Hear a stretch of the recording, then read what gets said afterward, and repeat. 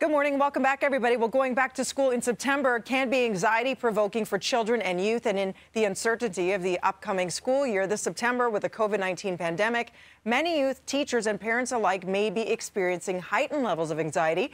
Well, Dr. Ian Dawe joins us this morning with tips on how to lessen the anxiety for kids, parents, and adults. Good morning. It is so good to see you, and thank you for being here. We need you this morning and all your advice, and I know you have three yourself, ranging in age from 7 to 20. So you speak from a place of truly knowing. Yeah, absolutely. And good morning, Dina. Thanks for the opportunity to have this conversation. Yeah, so first things first, as a parent, what do you do? I know you say you have to be very honest on top of being supportive. Well, you do. And it's important to recognize that the effects of the pandemic have been different for so many of people in our society. It's taken its toll on anyone and everyone, regardless of age. Issues like the boredom and the isolation from friends and peers that our kids experience, the real financial worry and the job losses that were caused by the economic contraction, the fears of getting sick, all that stuff. And that's not to mention the unrest in the world and the long overdue attention we're now paying to the systemic racism, inequality in our society, climate change, etc.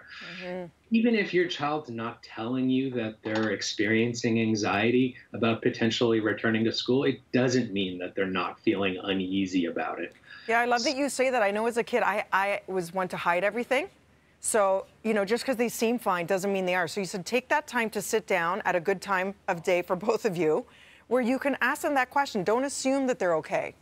Absolutely. You listen to their concerns when you're having that conversation. Don't assume that you know what they're experiencing or talking about. And when you hear those concerns, validate them and answer any questions that they have to the best of your ability.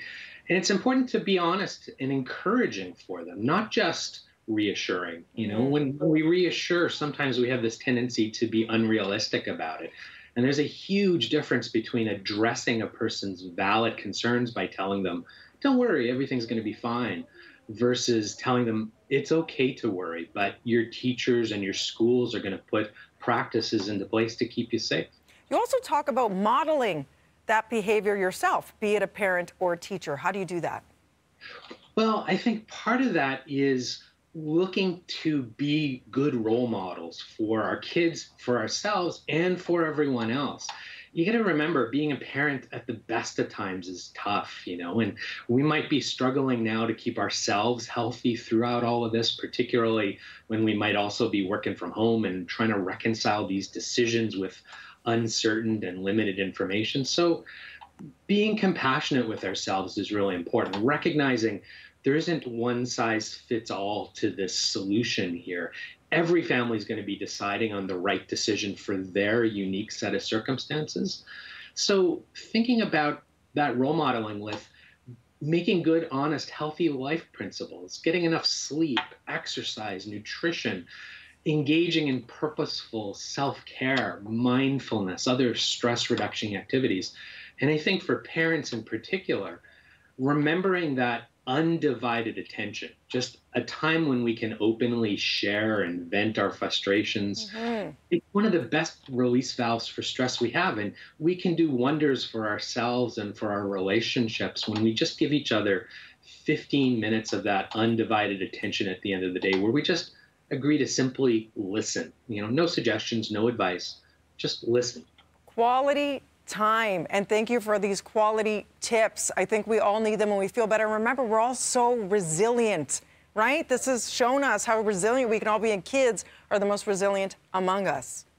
We will get through this together, but it's important to recognize, there's some uncertainty here. We can make friends with uncertainty and learn to tolerate that. Yeah. It's going to set us up well to deal with this now and deal with whatever the future is going to throw at us. Love to you and your family. Good luck to everybody in your household. Thank you for this. Where do we find more information? Anxiety Disorder Canada, wonderful websites, lots of different information. Trillium Health Partners website, our own site, will be posting throughout on social media about these things. My own account at Dr. Ian Dawe. This is what we talk about for everyone. You know why? You're Dawsome. Thank you, Dr. Ian Dawe. We'll be back with more VT right after this. And he likes my cheesy puns. Aww.